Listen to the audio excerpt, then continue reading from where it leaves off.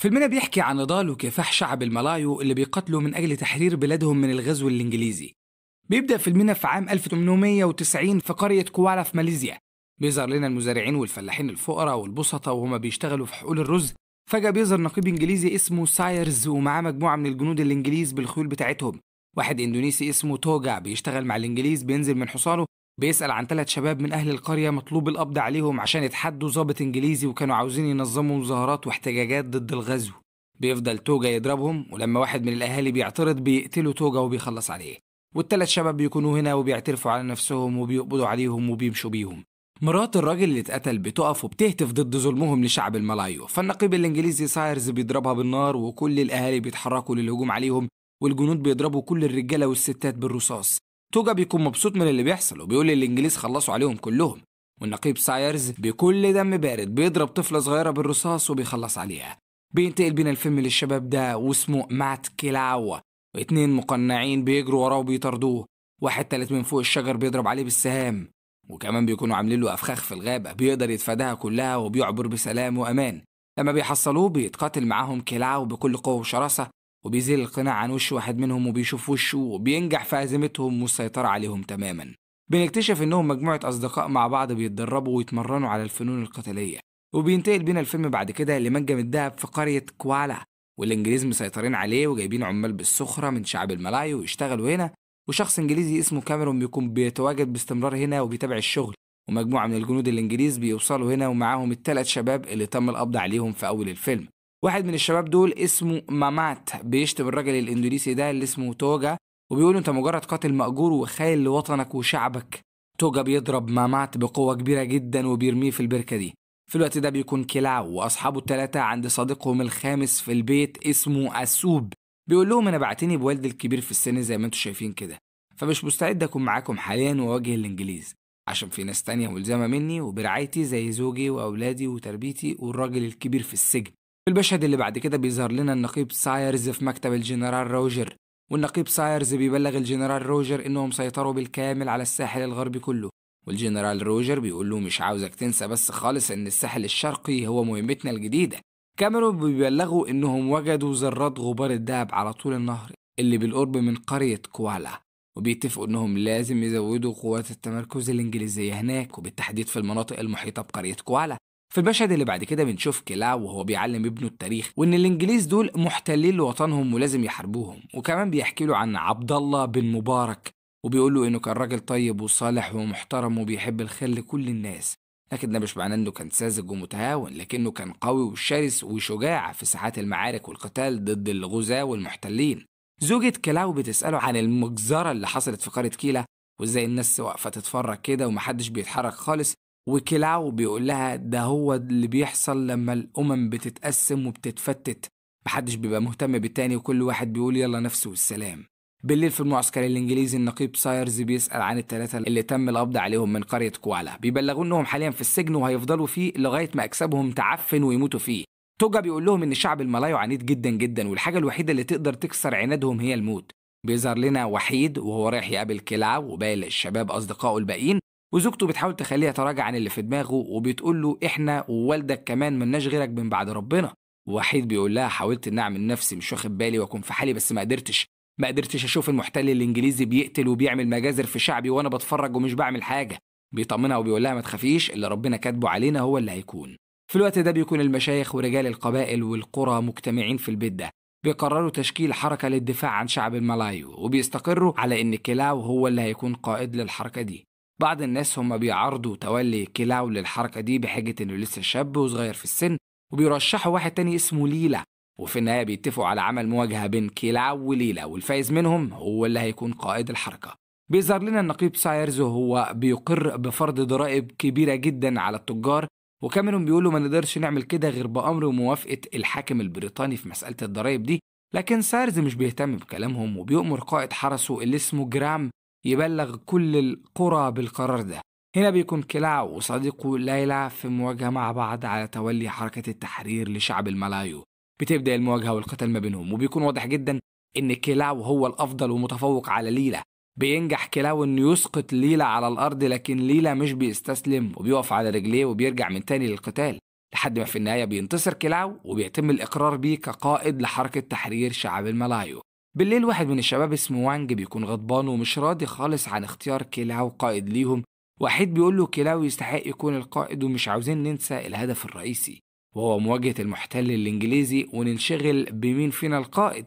فجأة بيظهر الشيخ توك جا والد وانج وبيكون معاه كيلاو وبيقول لابنه وانج إن أخطر صفة في الإنسان هي الغيرة والحقد. وانج مش بيكون راضي على كلامهم خالص ولا حتى على كلام والده وبيسيبهم وبيمشي. كيلاو بيقول لهم لو وانج أصر على إن هو يكون القائد أنا مش هتحداه ولا هتحدى أي تاني وهتنازل عن قيادة الحركة تماما لأي حد عاوزها.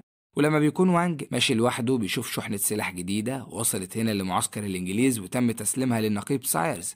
تاني يوم الصبح في ميناء كوالا الجنود بقيادة قائد الحرس جرام بيعتدوا على التجار والبياعين وعاوزين يفرضوا عليهم الضرائب اللي أقرها النقيب سايرز في الاجتماع امبارح. فجأة بيظهر كيلاو وبيضرب جرام ضربة قوية جدا وباقي الحراس بالسلاح بيحاصروا كيلاو. بينطق كيلاو الشهادة وبيهجم عليهم بكل قوته وبيفضل يضرب فيهم ويطحنهم ويكسر عظمهم. ولما الجنود بيضربوا عليه نار بسرعة كبيرة بيقدر يتفادى كل ضربات الرصاص بتاعتهم. وهنا بيظهر وانج وبيهجم على كيلاو وبيفضلوا يضربوا في بعض. في الوقت ده بيتقابل الشعب سايرز مع الحاكم المحلي لكوالا وهو شخص وصولي واستغلالي ومتواطئ مع الإنجليز. النقيب سايرز بيطلب منه يتواصل مع والد الشاب مامات اسمه باك دريس وبيطلب منه يكون جاسوس ليهم على السكان المحليين في مقابل انهم يفرجوا عن ابنه مامات. لو رفض التعاون معانا هيتم إعدام ابنه مامات بتهمة الخيانة العظمى للإمبراطورية الإنجليزية. هنا توجا بيدخل عليهم وبيبلغهم إن الجنود الإنجليز اتعرضوا للهجوم والضرب والمهانة من شاب واحد محلي في ميناء كوالا لكنه مجهول لحد دلوقتي ومحدش يعرف هو مين. بعد كده الإنجليز بيسمحوا لولد مامات اللي اسمه باك دريس يقابل ابنه مامات هنا في السجن. وباك دريس بيقول لابنه خلال أيام قليلة بس هتكون بره السجن. ومامات بيطلب من والده ما يعملش كده وما يبقاش خاين لشعبهم في مقابل حياته وإن الموت هنا أفضل وأشرف له من إن والده يتحول لخاين ويتعاون مع الإنجليز. تاني يوم الصبح بيوصل النقيب سايرز وتوجا وجرام ومعاهم الجنود لقرية كوالا. بيسألوا السكان عن الشخص اللي هاجم الجنود امبارح في ميناء كوالا. ولما واحد من سكان القرية بيقف قصادهم وبيشتمهم وبيطلب من أهل قريته محدش يتكلم في الحال سايرز بيصوب مسدسه عليه وبيقتله بالرصاص. هنا كيلاو اللي معاه بيهجموا على النقيب سايرز وتوجا وباقي الجنود وبيحط كيلاو السلاح على رقبة النقيب سايرز وبيقول له لو حد من جنودك اتحرك خطوة واحدة هفصل راسك عن جسمك. بيظهر وانج وبيحرض أهل القرية على كيلاو واللي معاه وبيقول لهم احنا اللي هندفع الثمن وهم هيهربوا بعد كده. وبالفعل بينجح وانج في هز عزيمة كيلاو واللي معاه وبيرفعوا سلاحهم عن الإنجليز. والنقيب سايرز بيستهزأ بكيلاو وبيقول له شفت بعينك انكم اصلا منقسمين مش شعب واحد والآلاف من الخونة منكم نقدر نشتريهم وهتفضلوا تحت سيطرتنا بسبب انقسامكم ده. بيتقابل الحاكم المحلي مع والد الشاب مامات باك دريس وبيطلب منه يكون جاسوس للإنجليز لو عاوز يحافظ على حياة ابنه مامات. باك دريس بيرفض والحاكم المحلي بيقول له خد راحتك في التفكير كويس ومستني موافقتك. بالليل بيكون كيلاو ومجموعته بيتكلموا مع بعض وبيتناقشوا عن اللي عمله وانج في الصباح. وكيلاو بيقول الظاهر اننا كنا محتفظين بسرطان خطير جدا في مجموعتنا واحنا مش واخدين بالنا. فجأة بيظهر وانج وبيقول لهم انا مش خاين كنت بحاول انقذكم وانقذ اهل القرية من اللي كان هيحصل فيهم. كمان بيبلغهم انه شاف اسلحة كتيرة جدا وتعزيزات وصلت للمعسكر الانجليزي. يطلب منهم انهم يسرقوا الاسلحة والذخيرة دي اول حاجة وبعد كده يحطوا خطط تانية. وعلى الرغم من ليلى والباقيين بيوافقوا على كلام وانج لكن كلاو لسه رافض الفكرة تماما. بعد كده بكام يوم بيكون الجنود الانجليز موجودين هنا وبينقلوا شحنة السلاح دي وبيظهر وانج واللي معاه وبيهاجموا الجنود وبيخلصوا عليهم. وبكده بنعرف انهم وافقوا واقتنعوا بفكرة وانج وانهم لازم يكون معاهم اسلحة زي اللي مع الانجليز. لكننا بنكتشف ان كلاو مش معاهم وما اقتنعش باللي عاوزين يعملوه. ولما كلاو بيحكي لزوجته في البيت على اللي وانج بيفكر فيه وعاوز يعمله هي بتوافق على فكرة وانج في سرقة الاسلحة من الانجليز ومواجهتهم بيها. لكن وانج بيقول لها ساعتها ده يمنح الفرصة والحق للإنجليز بمهاجمتنا بصفتنا لصوص وحرامية. هنا بيوصل الخبر للنقيب سايرز وتوجا بأن في مجموعة هاجمت الجنود الإنجليز عند المينا وسرقوا كل الأسلحة. مباشرة تاني يوم الصبح بيهجم جرام والجنود على المينا وبيدمروه بالكامل.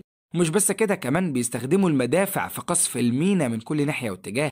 بيقتلوا عدد كبير جدا من السكان المحليين الموجودين في المينا في الوقت ده. وبيتجه الجنود الإنجليز بعد كده المنزل وحيد بيقتحموا البيت على زوجته وبيسألوها فين. لما بتقول لهم إنه مش هنا وما تعرفش هو مين جرام بيضربها وبيوقعها على الأرض وبياخدوها وبيرموها من على سلالم البيت وهي حامل وبتنزف. واحد من الجنود بينزل من حصانه وبيطعنها بالسيف وبيخلص عليها.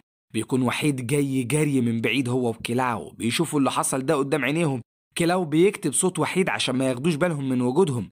ولما بيمشوا من هنا وحيد بسرعة بيروح جري لزوجته وبيكون لسه فيها الروح، وهي بتوصيه ما يتوقفش عن النضال وتحرير شعبهم من المحتل الإنجليزي، وبتموت بعد كده. في المشهد اللي بعد كده بيكون توك جا بيلوم ابن وانج واللي معاه على اللي عملوا بسرقة الأسلحة الإنجليزية، وبيدخل عليهم كلاو وبيقول لوانج إن الإنجليز قتلوا ناس كتير من أهاليهم وكمان قتلوا زوجة وحيد، وبيقول له يا رب تكون مبسوط وسعيد دلوقتي بأفكارك وخططك دي اللي هتودينا كلنا في داهية. بيركع وانج على الأرض وبيطلب منهم السماح والعفو، إنه ما كانش يعرف ولا يتوقع إن كل ده ممكن يحصل. في الوقت ده بيهجم وحيد على كتيبة الجنود اللي قتلوا مراته وبيقتل كام واحد منهم، لكنه بيقع في الأسر في النهاية. لما بياخدوه للمعسكر وبيفضلوا يضربوا فيه بيعذبوه.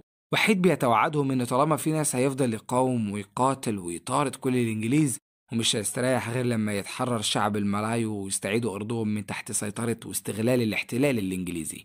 بيفضل تاجو يضربه ويعذب في السوب بكل قسوة وبدون أي رحمة، وتاجو بيقول له انتوا اللي غلطانين من الأول، لو كنت قطعت القوانين والسياسة البريطانية ما كانش كل ده حصل أصلا. وحيد بيقول له أنا أفضل الحبس والموت الهلاك على إني أكون قاتل مأجور وخاين زيك. عمري ما هتحول لكلب مطيع زيك وأتعامل معاملة الكلاب والحيوانات منهم. بينتقل بينا الفيلم بعد كده لما بيكون كلاو وباقي المجموعة بيحطوا خطة للهجوم على المعسكر لتحرير صديقهم وحيد. فجأة بيظهر صديقهم السوب وبيقول لهم أنا عايز أكون معاكم، خلاص مش قادر أتحمل وأسكت وأعمل نفسي مش شايف أكتر من كده. هنا الجنرال روجر بيوبخ وبيلوم النقيب سايرز على افتعال المشاكل مع السكان المحليين، بيستدعيه لمكتبه عشان يتكلم معاه على انفراد. ولما توجا بيسأل النقيب سايرز بيعملوا إيه مع وحيد، بيقول له نفذ فيه حكم الإعدام الليلة دي وخلوه عبرة لباقي القرية. بالليل بيبدأ كلاو ووانج والباقيين في التسلل ناحية المعسكر الإنجليزي اللي صديقهم وحيد محتجز فيه، وبيهجموا على الجنود اللي على نقاط الحراسة بعيد شوية من قلب المعسكر وبيخلصوا عليهم. وفي الوقت اللي هما بيخلصوا فيه على الجنود هنا واحد ورا التاني بيكون وحيد بيتعرض للأذى والتدريب.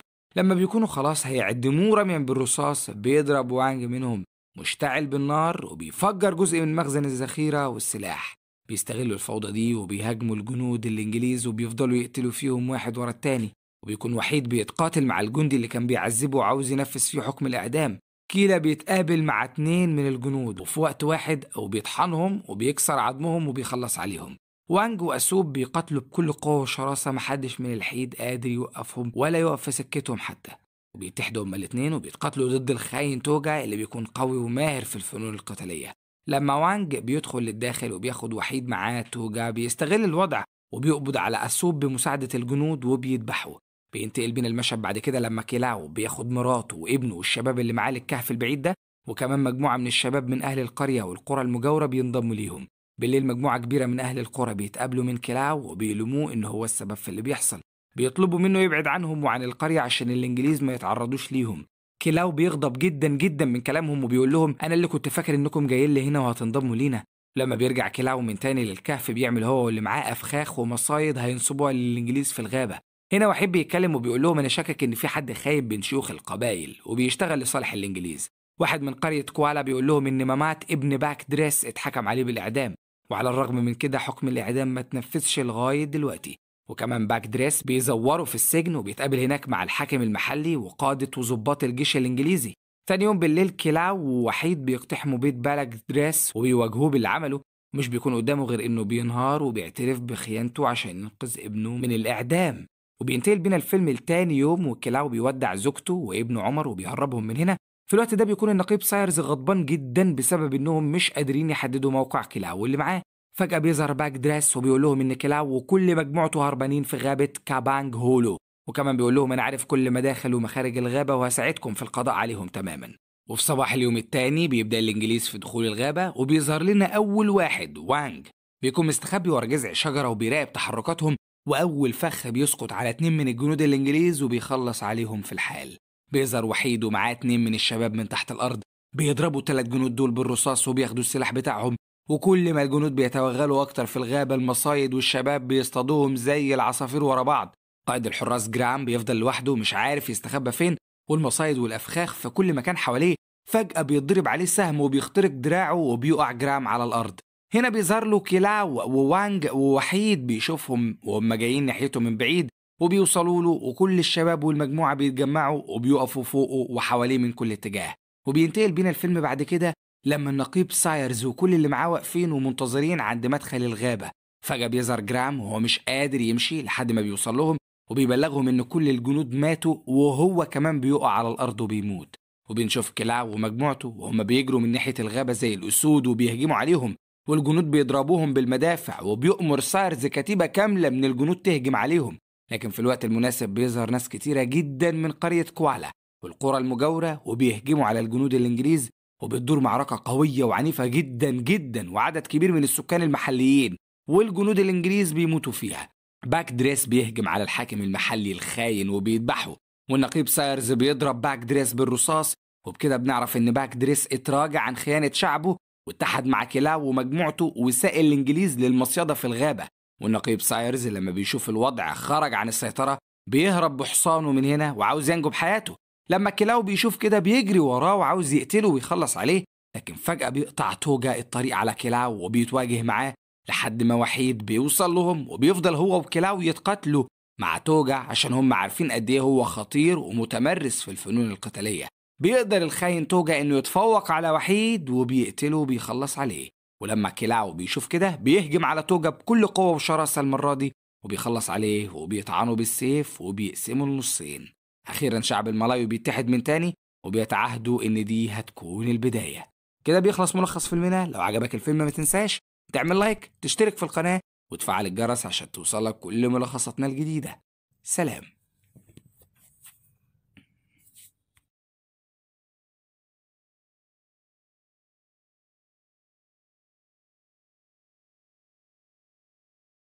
بعد ما اتقتل ابوه قدام عينيه هتبدأ قصة سنيك ايز في الانتقام. يا ترى هيلاقيهم ولا لا؟ ويا ترى قتلوا ابوه ليه؟ هنعرف كل ده مع بعض في ملخصنا النهارده. بيبدأ ملخصنا قبل 20 سنة في ولاية واشنطن. بنشوف اب وابنه ماشيين سوا في الغابة. بيسأل الطفل ابوه: هو الكوخ بتاعنا فيه خزنة او حاجة؟ اصل سمعتك بتتكلم في التليفون امبارح بالليل وبتقول لحد ان الكوخ بتاع امان، ده معناه انك مخبي حاجة في البيت. لكن الاب بيقول له: يا ابني احنا اغلى حاجة في بيتنا الخلاط، ما تقلقش مفيش حاجة، تعال نسيح مارشميلو في الفرن وما تفكرش في حاجة. في نفس اليوم بالليل بيفتح الطفل عينه وبيلاقي أبوه واقف فوق راسه.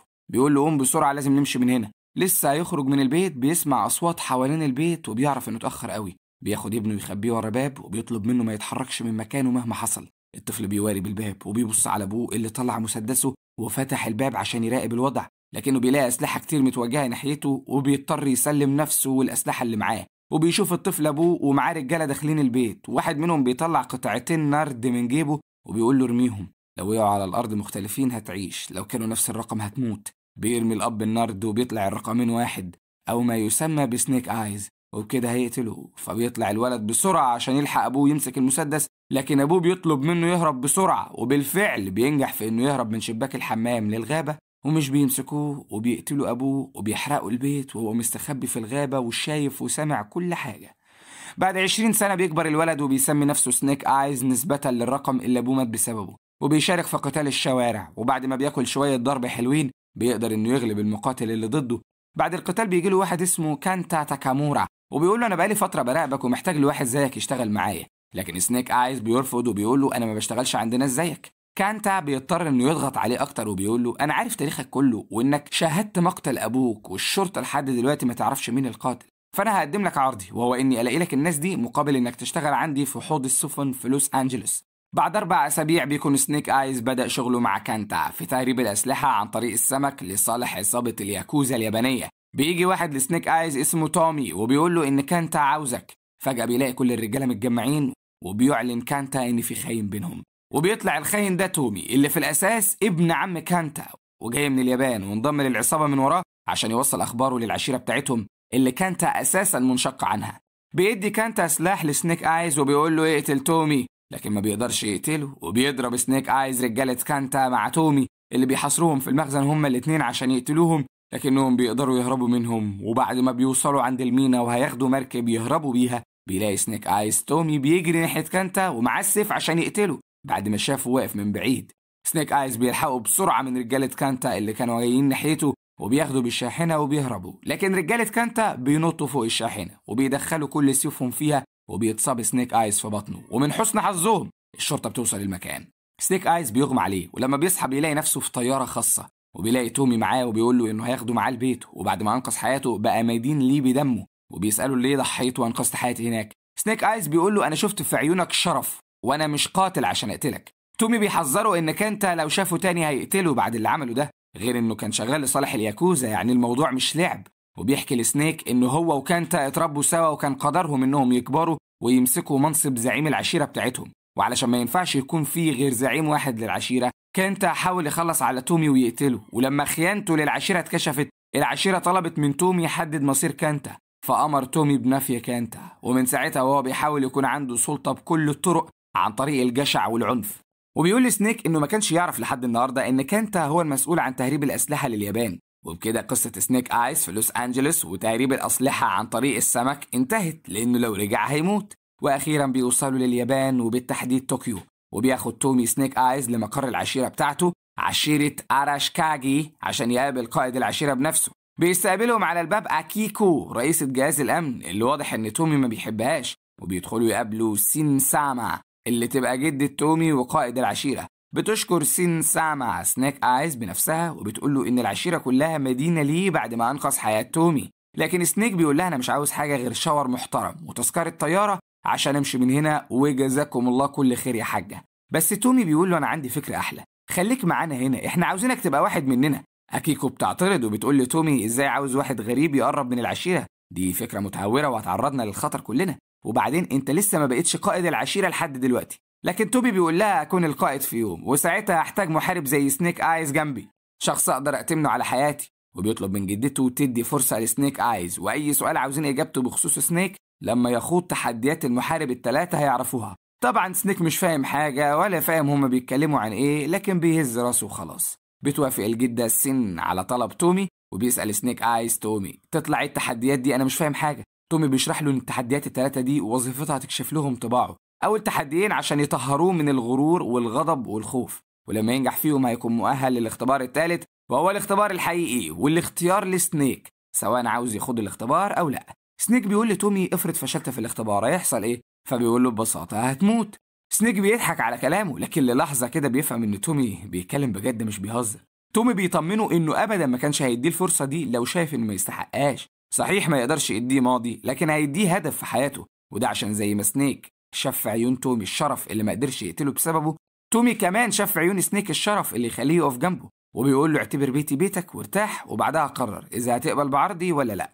وبتتكلم أكيكو مع تومي بخصوص سنيك، وبتقول له الكلب المتشرد اللي دخلته وسطنا ده مالوش بصمة ولا قدرنا نعرف عنه أي حاجة، كأنه شبح بالظبط مالوش أي سجلات. وبتقول له ازاي تجيب واحد زي ده كان شغال مع الياكوزا تدخله وسطنا. بس تومي مصر إن سنيك اشتغل معاهم لكنه مش واحد منهم ولا زيهم.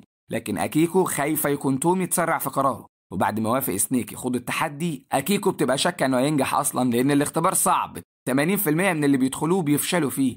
تاني يوم بيبدأ سنيك آيز أول تحدي ليه، بينصحوا تومي أهم حاجة إنك تتخلى عن غرورك وكبريائك وتضرب بشرف وتبقى عارف كويس إمتى تقتل، وفي النهاية الصدق هيوصلك للي أنت عاوزه. بيبدأ التحدي وبياخد المعلم الصلب سنيك آيز بعد ما بيهينه طبعا الساحة، وبياخد طبقين وبيحط فيهم مية، وبياخد واحد وبيدي سنيك واحد. بيقول له التحدي بسيط، أنا هاخد طبقك وأنت تاخد طبقي من غير ما توقع منه نقطة مية، وليك 4 محاولات بس. لو المية وقعت أو فشلت كل محاولاتك اعتبر التحدي منتهي وتدريبك خلص من قبل ما يبدأ. أول محاولة بيقدر المعلم يوقع تومي على الأرض، وبكده فشل أول مرة. تاني محاولة وتالت محاولة بيستخدم سنيك العنف، وبرضه بيفشل إنه ياخد المية. طبعا أكيكو واقفة تتفرج وهي بتقول لسنيك أنا مكسوفة لك والله. في المحاولة الرابعة والأخيرة بيفتكر سنيك كلام تومي لما قال له تخلى عن غرورك وخليك صادق، فبيروح للمعلم وبيطلب منه بأدب يديه الطبق بتاعه وياخد منه طبقه، وبينجح سنيك أخيرا في الاختبار الأول. وبيروح لأكيكو وبيقول لها مش هتقولي لي مبروك ولا إيه؟ فبتقول له مبروك، لو احتجت طبق مية في يوم من الأيام هجيلك على طول. وبالليل بيحتفلوا بسنيك إنه عدى أول اختبار، وبيتمنى المعلم الأعمى لسنيك إنه يكون توريو العشيرة ويكون قوي وشريف. فبيسأل سنيك تومي يطلع إيه التوريو ده؟ أنا مش فاهم. فتومي بيقول له يعني زعيم العيلة، لأنك لما تنجح في الاختبارات هتفضل جنبي في كل حاجة بعملها. وبيلاحظ سنيك إن المعلم الصلب باصص له، فبيسأل أكيكو هو بيبص لي كده ليه؟ فبتقول له إنه مش باصص لك أصلا لأن نظره ضعيف مش بيشوف من بعيد، لكن اللي بيراقبك بجد هو المعلم الأعمى، واللي بيقدر يميز الشخص الكاذب من الصادق من صوته بس. وبعد الاحتفال بيستأذن سنيك تومي يديه الدراجة بتاعته يروح بيها مشوار، وبيروح سنيك يقابل كانتا، وبنعرف ان كل اللي حصل ده كان تمثيليه وخطه من كانتا عشان سنيك يدخل العشيره ويتجسس عليهم. لكن سنيك بيقول له انا بنسحب ومش هكمل في الخطه دي ومش هخون تومي. بس كانتا بيطلع من جيبه النرد اللي ابوه مات بسببه وبيقول له احنا بينا اتفاق، وبيستغل غضب سنيك وبيطلب منه يسرق له من قصر العشيره قطعه اثريه اسمها جوهره الشمس. القطعه دي بتعبر عن قوه اراشكاجي، وبعدها يقول له مين هو قاتل ابوه. بيرجع سنيك القصر واكيكو عينيها عليه ومش مرتاحه له. تاني يوم بيدي تومي لسنيك هديه سيف اسمه نور الصباح، وده بمناسبه نجاحه في اول اختبار. بيسالوا سنيك قصركم الكبير ده مخبيين في ايه؟ فتومي بيقول له اغلى حاجه عندنا هي جوهره الشمس، ودي جوهره عليها اسطوره انها بتحمل قوه الشمس جواها، محدش يعرف مكانها غير جدتي والمعلم الصلب والمعلم الاعمى وانا، ومكان الجوهره بيتفتح بالحمض النووي بس. بالليل بتشوف اكيكو سنيك وهو ماشي يلف في المكان، فبتساله بتعمل ايه هنا؟ بيقولها كنت بتمشى شويه، فبتاخده معاها وبتقول له خلينا نبارز بعض بالسيف ونحط رهان، لو كسبتني وقدرت تصيبني بالسيف مش هقطع ودنك، ولو انا كسبت تقول لي السبب الحقيقي لوجودك هنا.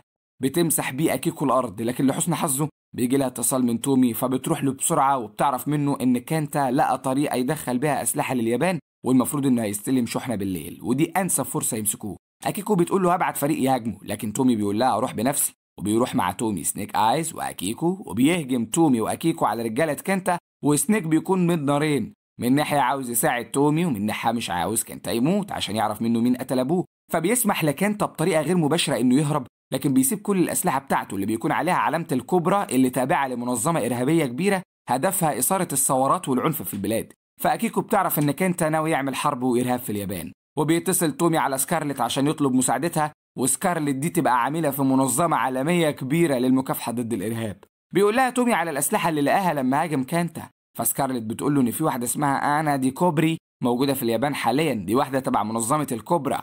الست دي قتلت حوالي 200 شخص منهم اعضاء في البرلمان، وواضح ان وجودها في اليابان ووجود كانتا مش صدفه، بس هتبقى كارثه لو طلع الاتنين ناويين يتعاونوا مع بعض، وهيبقى في خطر كبير على حياتهم، وانها هتحاول توصل طوكيو في اسرع وقت. بيحس سنيك بتأنيب الضمير، فبياخد بعضه عشان يروح لكانتا، لكن بيعرف ان اكيكو بتراقبه، فبيخليها تضيع اثره، وبيروح لكانتا وبيقول له انا ما اتفقتش معاك اني اشاركك في عمل ارهابي، واعتبر اتفاقنا ملغي.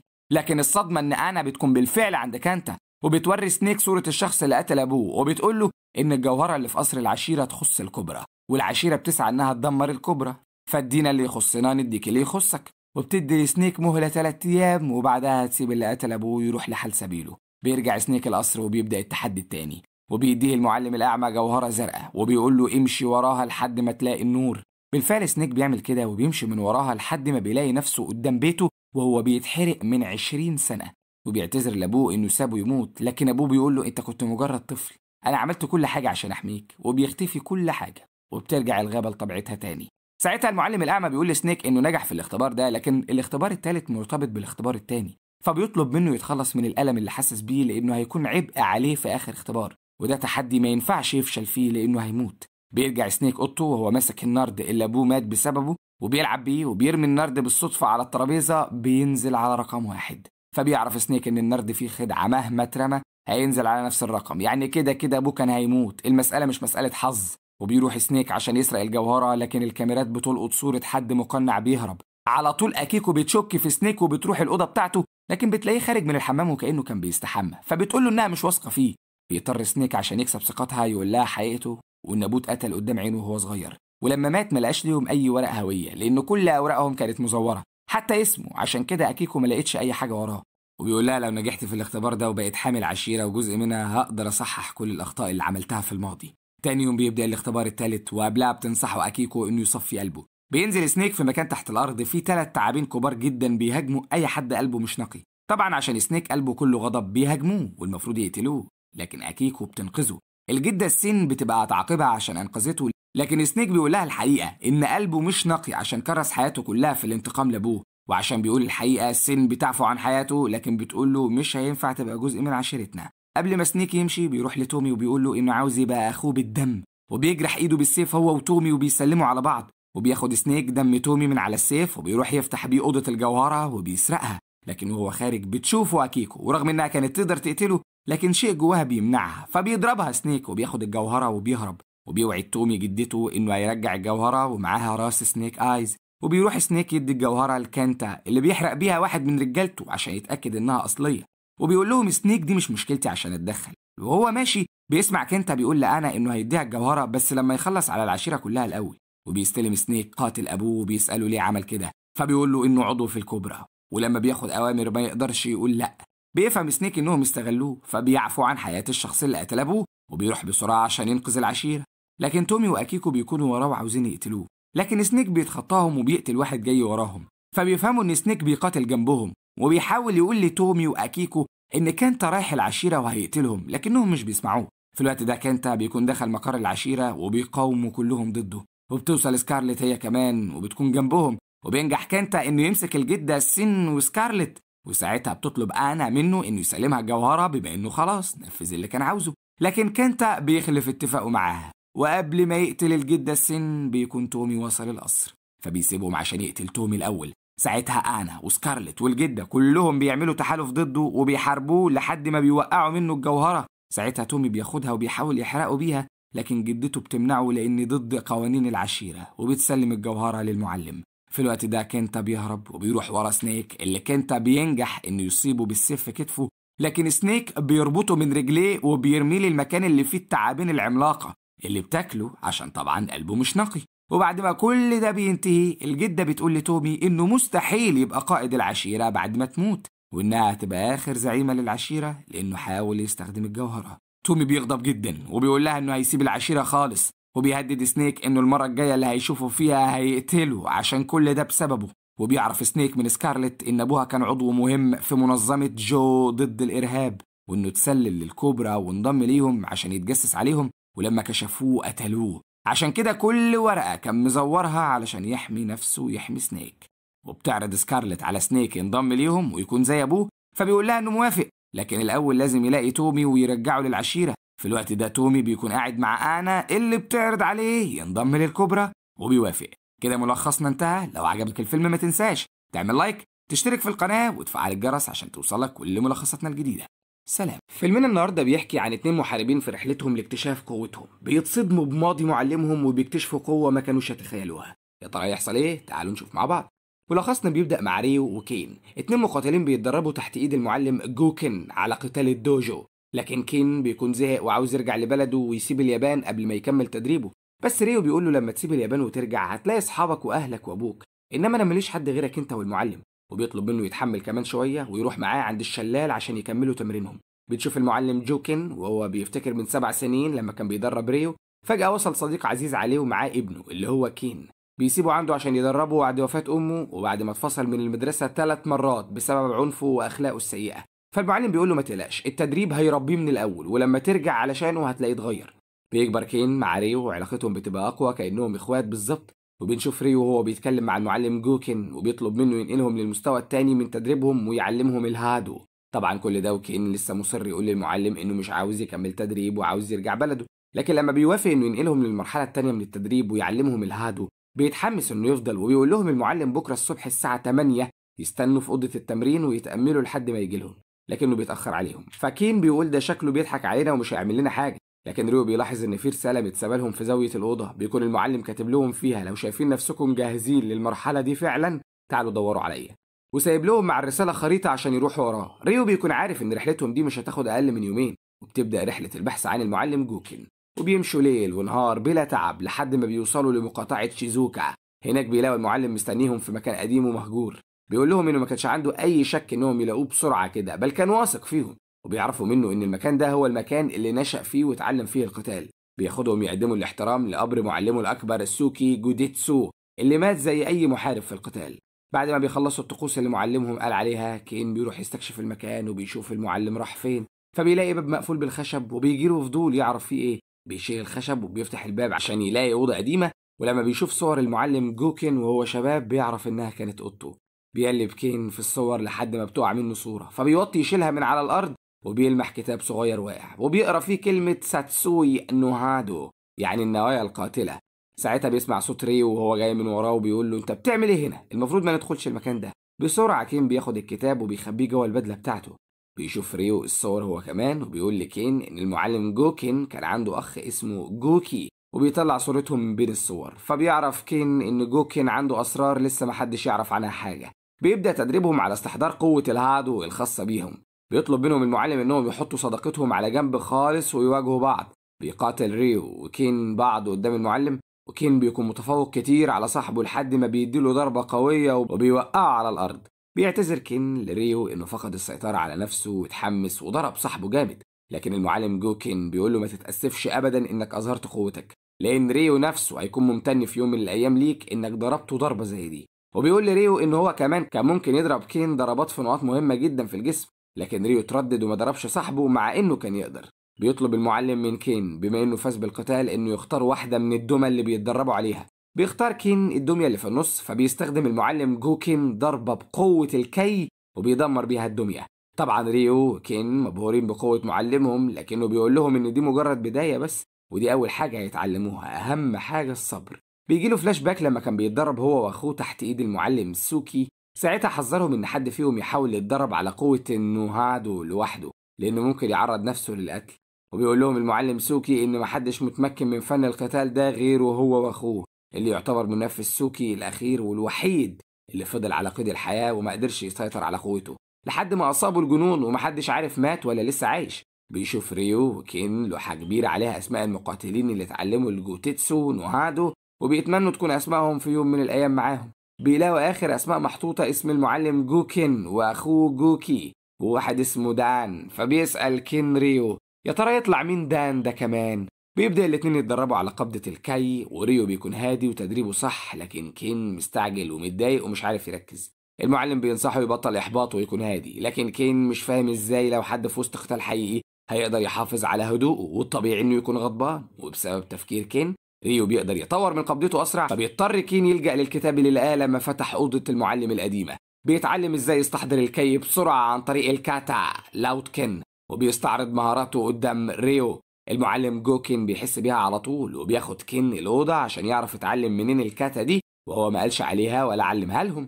كين بيكذب وبيقول له دي حاجة طبيعية عملتها من نفسي، لكن المعلم جوكين بيقول له بلاش كذب لأن دي مش حاجة تقدر تتعلمها لوحدك. هنا كين بيضطر يصارحه وبيديله الكتاب الصغير اللي لقاه عن الساتسو نوهادو. المعلم جوكين بيقول له إن النوهادو مهارة غير مستقرة ما ينفعش يتعلمها أبدا، وهو جايبهم هنا عشان يتعلموا الهادو بس من الأساس. بيحذر كين إن مهارة زي دي ممكن تخليه يروح لأسوأ الطرق المظلمة اللي ممكن يتخيلها، وبيخليه يوعده إنه ما يتكلمش مع ريو أبدا بخصوص المهارة دي، وبيديهم باقي اليوم استراحة. بيجيله فلاش باك تاني لما قفش أخوه جوكي وهو في أوضة المعلم سوكي بيقرا في الورق اللي هو كاتبه وقاعد يكتب ملحوظات في كتاب صغير. ساعتها جوكين حذر أخوه من اللي بيعمله ده وإنه رايح في طريق ملوش آخر، لكن جوكي عاوز يوصل لأقصى قوته وبيهدد أخوه إنه ما يقفش في طريقه وإلا هيأذيه. فبيحرق جوكين الكتاب اللي أخده من كين. بالليل بيقعد مع ريو وكين وبيقول لهم أنا عارف إن عندكم أسئلة كتير وليكم حق تاخدوا إجابة، وبيطلب منهم يسألوا عن أي حاجة عاوزينها. أول سؤال من ريو للمعلم إزاي انتهى بيك الأمر هنا وجيت اتعلمت الدوجو أصلا؟ فبيحكي لهم إنه اتولد أيام الحرب، أمه اتقتلت في هجوم، وأبوه كان قائد في جيش الإمبراطور، وكان أعز أصحابه سوكي جوتيتسو المحارب القديم. لما أبوه اتقتل في الحرب هو كمان أخد سوكي جوكين وأخوه جوكي يعيشوا معاه هو وبنت أخته سايكا عشان يربيهم ويعلمهم القتال. ما كانش عنده أي تلاميذ غيرهم. بيسألوا كين أخوك جوكي مصيره إيه بما إنك ما بتتكلمش عنه خالص؟ فبيقول لهم ميت زي المعلم سوكي، وبيطلب منهم يناموا ويرتاحوا عشان يكملوا تدريبهم تاني يوم. بالليل ريو بيجيله كابوس، لما بيفوق بيلاقي كين فوق راسه لابس وبيقول له جهز نفسك عشان هننزل المدينة، وبياخد ريو معاه وبيروحوا كازينو عشان يشربوا. ريو بيكون معترض شايفها فكرة سيئة، والمعلم لو عرف هيخلي أيامهم سودة، لكن كين بيقول له دي ليلة يعني مش هنطول.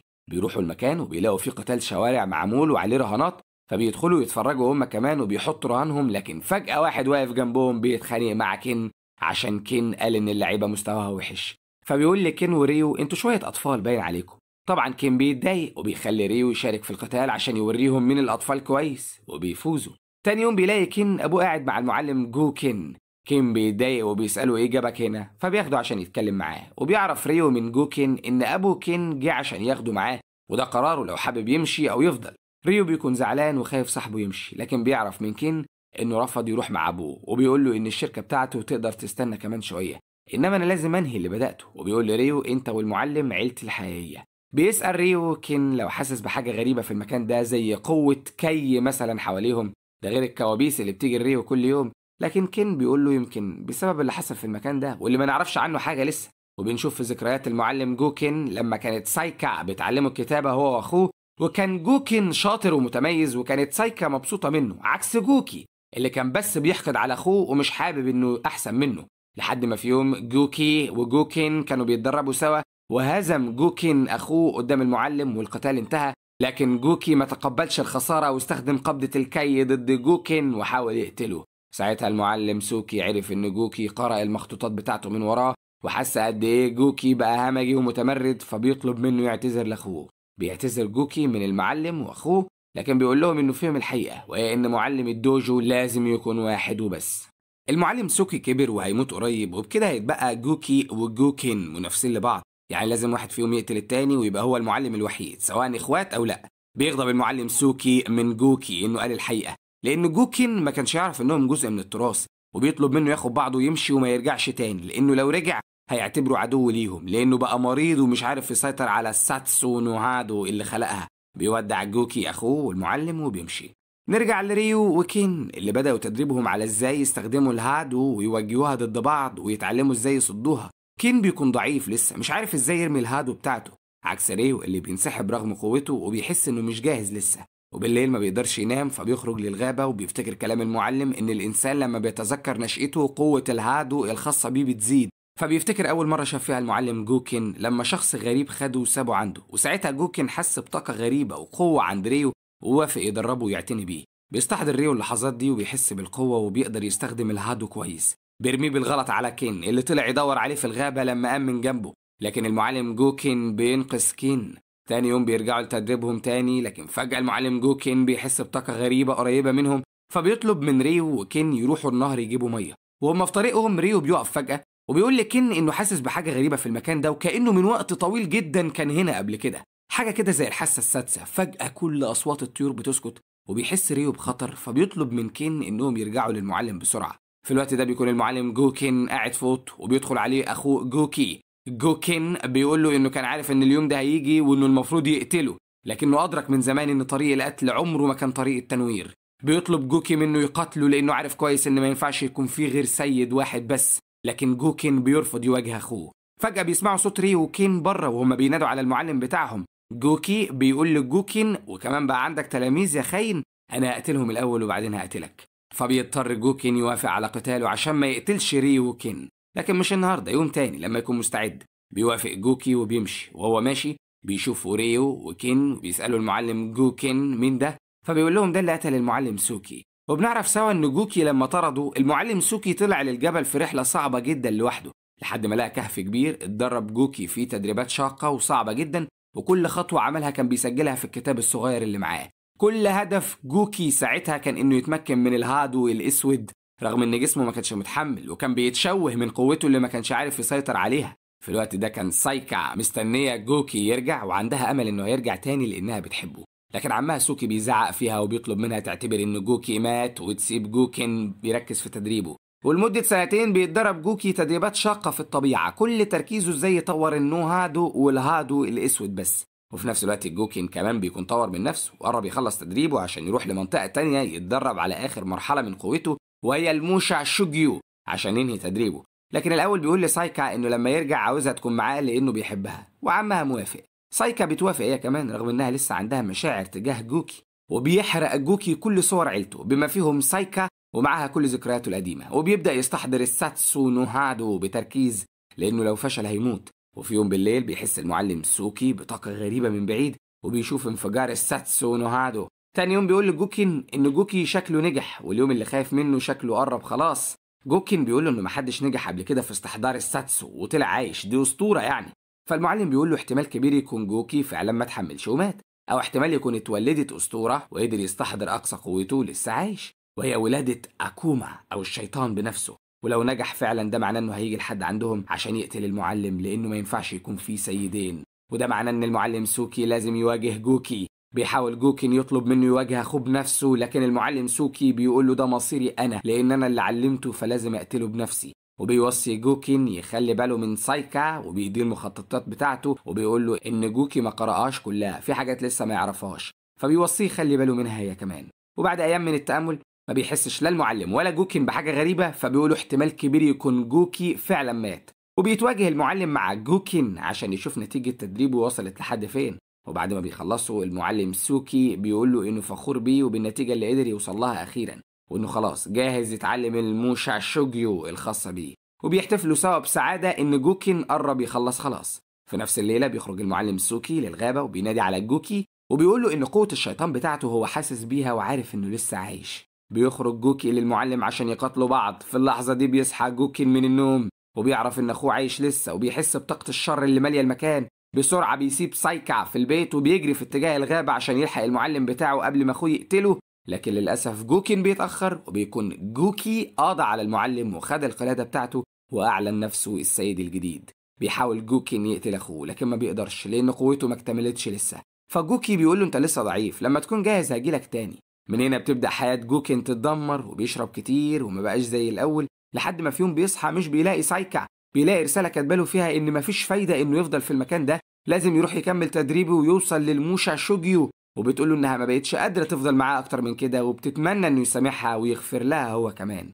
وبكده ساب جوكين المكان واخد شنطته ومشي. وبعد ما حكى لريو وكين كل حاجة بيقفل المكان وبياخدهم هم كمان عشان يكملوا تدريبهم في مكان تاني. وبعد مرور سنة قوتهم بتزيد وتدريبهم بيكون قرب يخلص، فبيقول لهم إنه فخور جدا بيهم وبالنتيجة اللي وصلوا لها وما بقاش فاضل لهم غير حاجة واحدة يتعلموها منه، وبعدها لازم يستعدوا عشان هيسيبهم يسافروا لوحدهم عشان يتعلموا الموشا شوجيو الخاصة بيهم.